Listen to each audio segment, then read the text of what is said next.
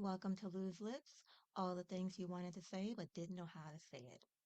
Today's topic is on the Pentagon leak. What the hell? Okay, so I actually changed my topic for this week.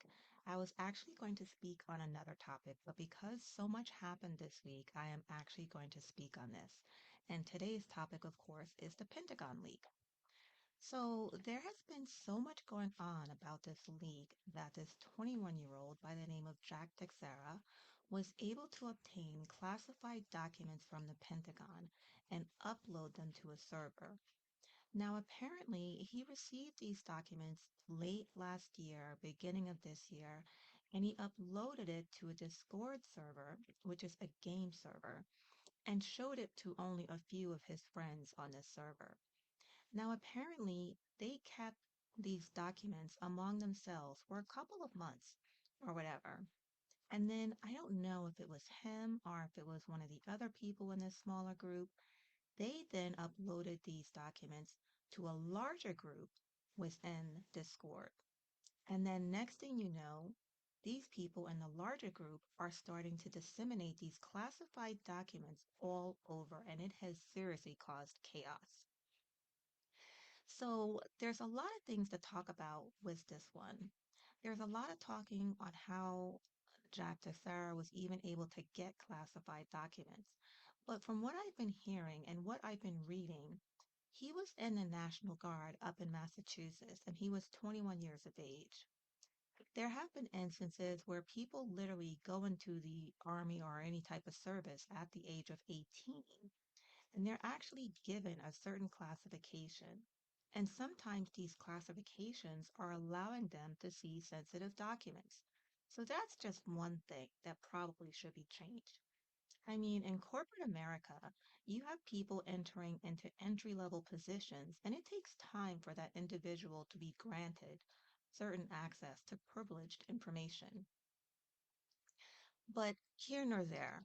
The other thing is, in terms of the documents that were leaked, it has caused chaos, not just in the United States, but literally throughout the world. I mean, you have documents that talk about Russian secrets, that talk about Ukraine secrets, that talk about England and France and Italy and Serbia and China. And everyone now is like, wait a minute, you've been spying on us? Well, of course we've been spying on you, the same way you've probably been spying on us. I mean, look at the Chinese balloons that have been going all over and have recently been shot down. But what I find interesting is that now all of these countries are saying, oh no, that wasn't us. For example, China was literally going to send Russia lethal aid in their war to be used against Ukraine. And they were going to label the shipment of this lethal aid as children's clothes or something like that, just to throw off other people so that they wouldn't get caught. So, just in that instance alone, it's obvious that they were going to do something like that.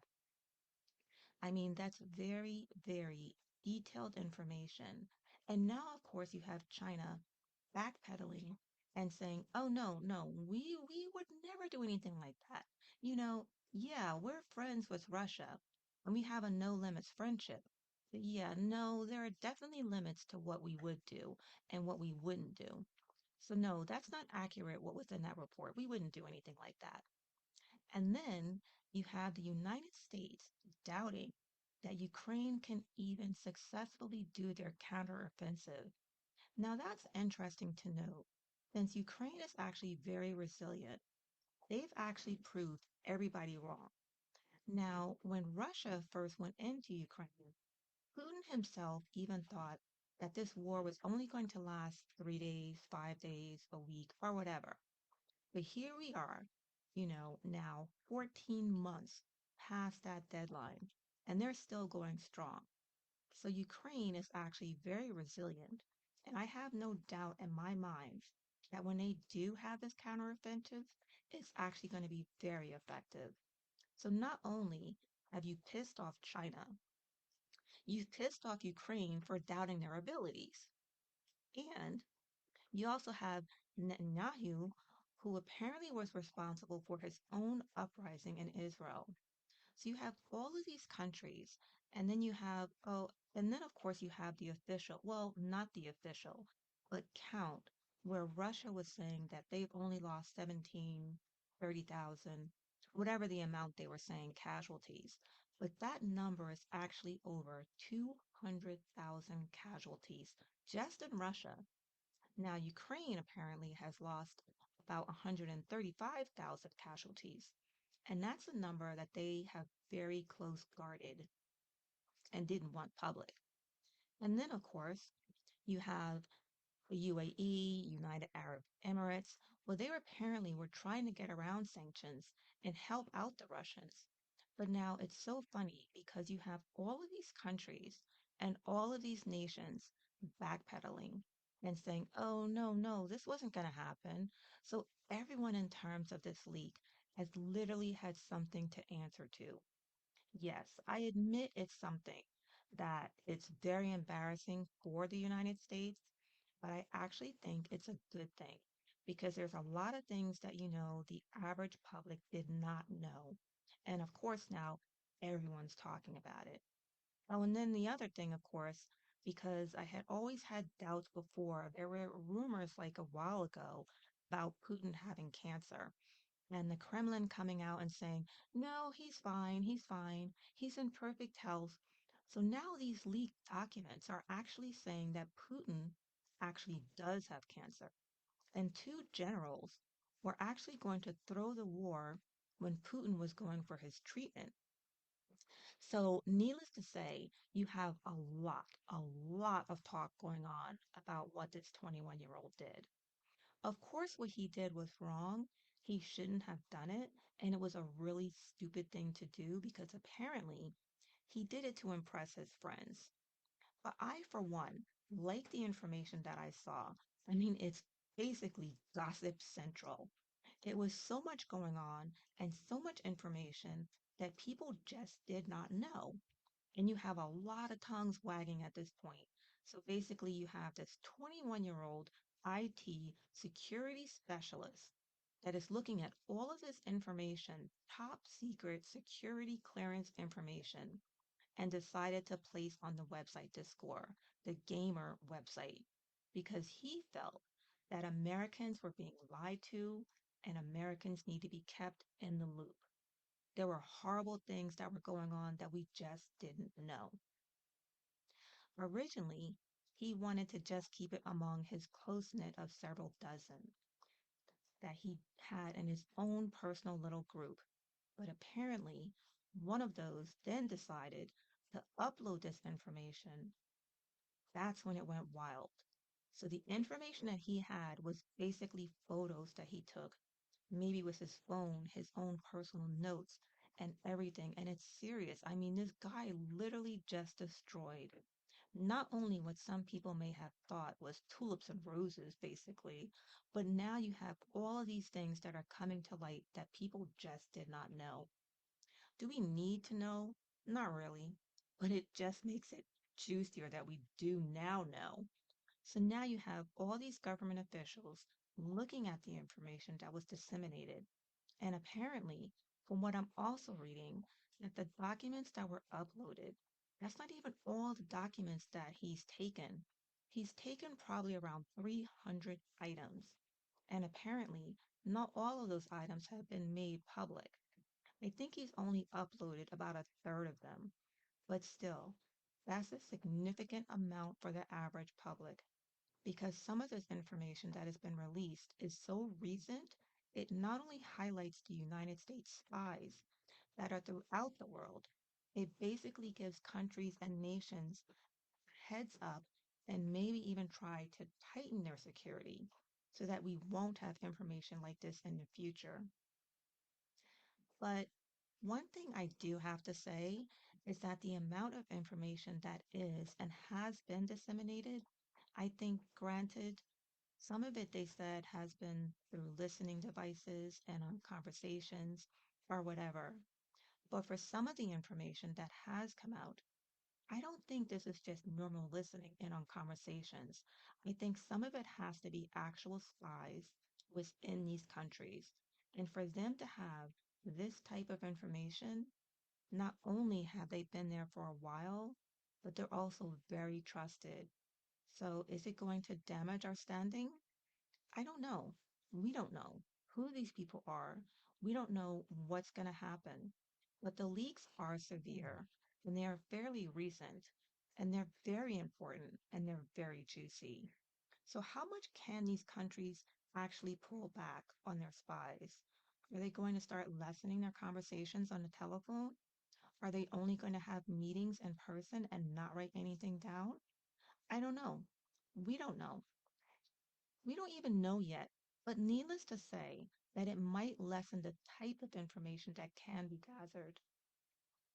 But as I mentioned, the way some of this information has been disseminated and the information that has come out, I don't think it's just normal phone conversations or interception of some text messages or email messages or whatever, wherever they think it might be. I think it's definitely coming from people. Another indication is a Chinese spy balloon, the one that was over Montana, I believe, and we shot it down over North Carolina. That was only one balloon, and that only came about because we happened to see it visually. But apparently, in these documents, that was not the first one. I think that was number 4 or 5. Another leak that came out was that the UN Secretary General was too accommodating to Putin because he was so scared that there was going to be a global food crisis that when it came to the grain deal, he was almost willing to give Putin anything just so that we wouldn't have a humanitarian crisis globally. You have another instance where Jordan's crown prince feared a fallout if they pushed out the Chinese company Huawei in their country. But as it turned out, they were just like, yeah, you know what? Don't even worry about it. And then, of course, there's some of the documents were saying that China is trying to ramp up their cyber attacks. I think one of the big ones was how Egypt had planned to send rockets to Russia, and they wanted to do it in a way so that no one would know and they wouldn't be sanctioned as a country. Now, to me, this is actually pretty good information and important for us to know because Egypt is actually very reliant on US troops. So if they're going to actually go behind United States back and supply arms to Russia, then you know what? We need to take our troops and stop giving them weapons out of Egypt and let them fend for themselves. There's so much that is coming out through these documents, and you have to understand that if the Pentagon knows this and the average American doesn't know this, then, you know, yeah, this discussions definitely need to start taking place. But with the documents now that they have been made public, there's a lot of talk going on. There's a lot of finger pointing going on, and there's a lot of backpedaling. And there's a lot of countries that are saying, oh, no, that wasn't us. But regardless, you know, it's everyone spies on everyone else. So you can try and say, oh, no, we weren't going to do that, or we weren't going to help arm them, or we weren't going to have cyber attacks, or we weren't going to do this or that, or whatever. But the truth of the matter is that the network is there, regardless of whether it's through communications, whether it's through an actual human. The communications are there, and documents are out, and everyone basically is busted. That's really what it comes down to. So you're going to see, I think you're going to see come out of this. Now, strangely enough, Jack Trixera has been arrested. He's already faced a judge, but since then, you have not seen very much about the leaked documents or what's going to happen to him. And I don't know if this is the Pentagon trying to hush the story and try and get the topics off the air and onto other things. But before, when you had so much of him in the news and the leaked documents, all of a sudden, it's now almost quiet right now. So I find that kind of interesting. I don't think he's going to be the first arrest. I think, from what I understand, they actually want to make an example of him and any of the other participants in Discord that release some of the documents. Now, one thing you do have to understand is that it was actually very easy to find him. Not only was Discord very accommodating to the federal officials to hone in on actually who leaked the documents, and who posted them, but through their IP addresses. And now all they have to do is just go into the server, go into the chat, follow the IP address, and anybody else that also uploaded these documents will probably get arrested. I'm quite sure they're going to be coming after a lot more people after him. So that's all I have to say for now. Stay tuned, and once again, thank you for listening to Loose Lips.